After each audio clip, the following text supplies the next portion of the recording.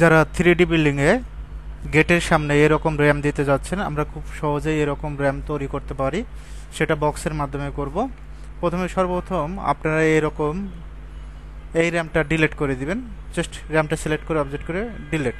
এখন আমরা বক্সে যাব, বক্সে ক্লিক, স্ন্যাপ ধরবেন। স্ন্যাপ ধরে জাস্ট আমরা কি করব, এই পয়েন্ট থেকে এই পয়েন্টে ক্লিক করে এই পয়েন্টে ক্লিক, জাস্ট আমরা কি করব, আপার পয়েন্টে ক্লিক করব, একবার আপার পয়েন্ট। এখন এইরকমভাবে তো গাড়ি করতে পারবে না, গেট ঢুকতে পারবে না, তাহলে এটা চলব সিস্টেম করে দিতে হবে। জাস্ট চলবটা কিভাবে করব, মাউসের right, convert to poly, vertex only দুইটা উপরের ফেসটা সিলেক্ট করবেন।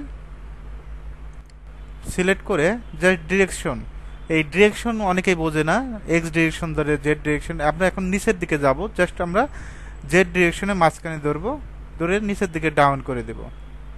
ওকে, ডাউন করে দেওয়ার পরে আমাদের একটা টেক্সচার ইউজ করতে হবে। টেক্সচার ইউজ না করলে তো ভালো লাগবে না। জাস্ট আমরা কি করব, এখান থেকে সিলেক্ট করব, সিলেক্ট করে জাস্ট আমরা অ্যাসাইন করে দেব। অ্যাসাইন, এটা আবার ম্যাপ স্কেলার করব, মডিফাই থেকে ম্যাপ স্কেলার।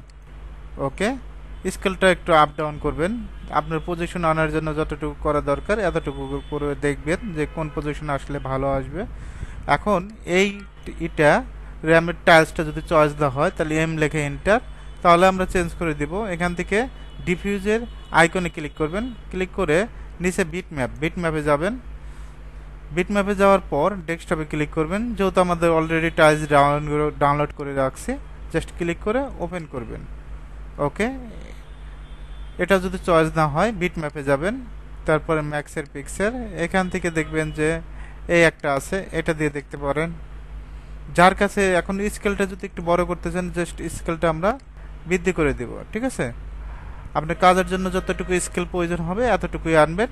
এখন সর্বপ্রথম যেটা দিয়েছিলাম সেটাই ভালো লাগবে। জাস্ট আমরা কি করব, বিট ম্যাপে ক্লিক করব, ক্লিক করার পর জাস্ট আমরা ইমেজে যাব, এই যে ইমেজে ক্লিক, এখান থেকে ওপেনে ক্লিক, ওপেনে ক্লিক করার পর আমরা এখান থেকে স্কেল করে দেব। ওকে,